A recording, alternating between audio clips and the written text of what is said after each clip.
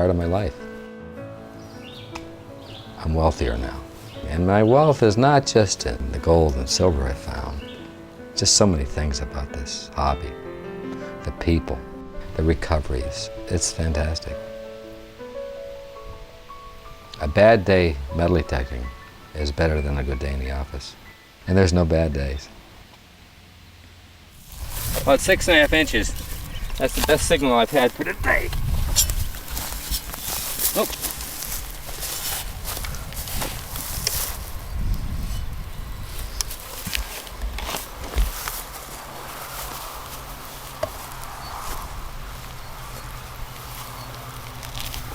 Oop.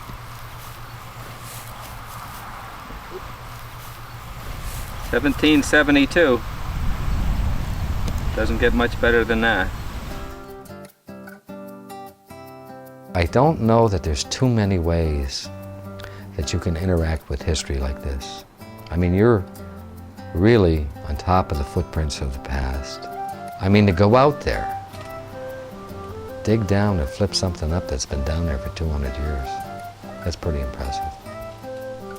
You know, when you get to my level in this game, and I think I've recovered 500 rings, thousands of coins, relics that you can see. It's very enjoyable, and it's so inexpensive. Doesn't get better than that. Yeah, this tree over here is about 300 years old. The diameter, 4-foot diameter, well over 300. I would say great spot, undisturbed ground, and I got a target right here. That's a strong signal, reading about 60. That's a nice sound.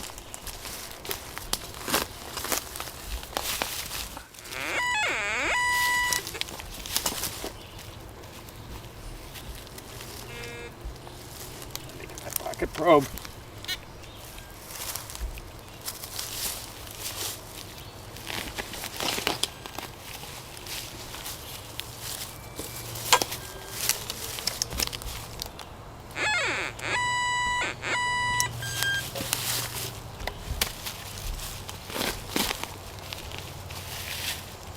Ah, here we go.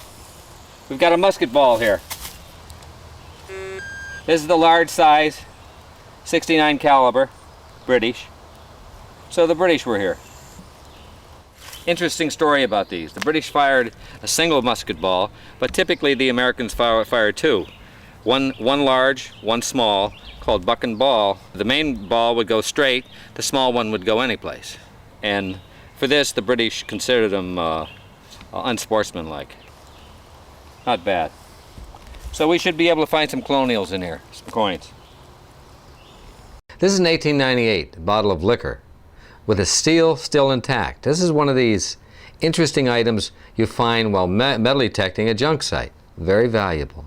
Just a super item. This is a Buck Rogers solar pistol from the 20s. Everybody needs one.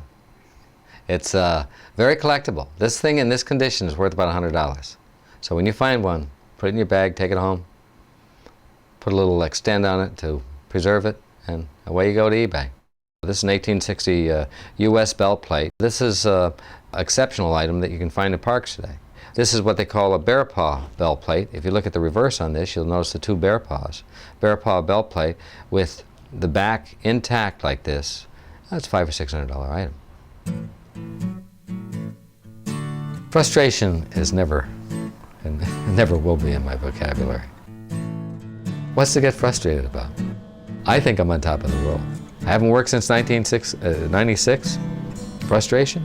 None. Zero. You know, that game of work was necessary at that point. I left that to devote all my energy to metal detecting and just doing what I want to do. And I know I'm doing it. I recommend starting this out as a hobby and expanding.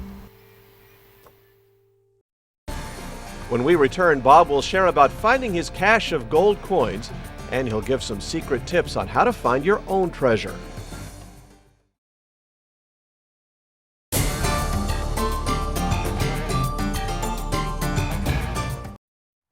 Welcome back to Treasure Hunting America. When Bob Lavoy started getting peculiar emails hinting at hidden caches of gold coins, Bob decided to investigate. His treasure hunting skills and hunches paid off big time by locating not just one cache, but a whole collection of caches on one piece of property. I had 50 or 60 emails. I get the permission on the property and the kinds of things. And he did contradict himself in several areas. The site was particularly difficult to hunt. It was mountainous. The person sent to everybody that maybe had a website or was known in the metal detecting community. And a lot of them disregarded, thinking it was some bogus thing or maybe they're going to send money. But I saw elements in that looked real. And I did a little investigating. And I said, you know, this is worth a shot. I got the necessary permission, went to the site, bang. Right off the rip, I pulled up 18 $50 gold pieces. Then I went back and I recovered another 13 in a 5-ounce bar. We hit the mother lode, and we're not done. There's 6 more locations. Now, this is a sampling of some of the 32 gold pieces that I picked up in my Catskill gold cache. These were 32 $50 gold pieces. And then you'll see in this collection also there's a number of 1715 pieces. I've actually, I think my oldest gold piece was 400 AD, which wasn't too bad. In the last few years, the world of relic hunters has changed dramatically when it comes to selling their finds, all due to the magic of eBay. Bob has capitalized on this new technology and done very well, not only selling his items, but those of his friends too. Now, we used to sell to dealers and things like that at 50%. Now we're getting 150%. I had one customer, coincidentally, he was selling some coins that he recovered. And I says, you know, why don't you give me a couple of those coins and do a little test run for you. The first coin I put on eBay went for $3,700. We had 28 coins, went for $16,000. I wanted to give you a couple of tricks for improving your treasure hunting ability. One of these is old maps. They're an invaluable asset to finding treasure. What we have down here is an 1877 or 1777 map overlaid over aerial photography. This shows exactly where the Army was in 1777. This 12th Regiment area right up here, which turned out to be on farmland.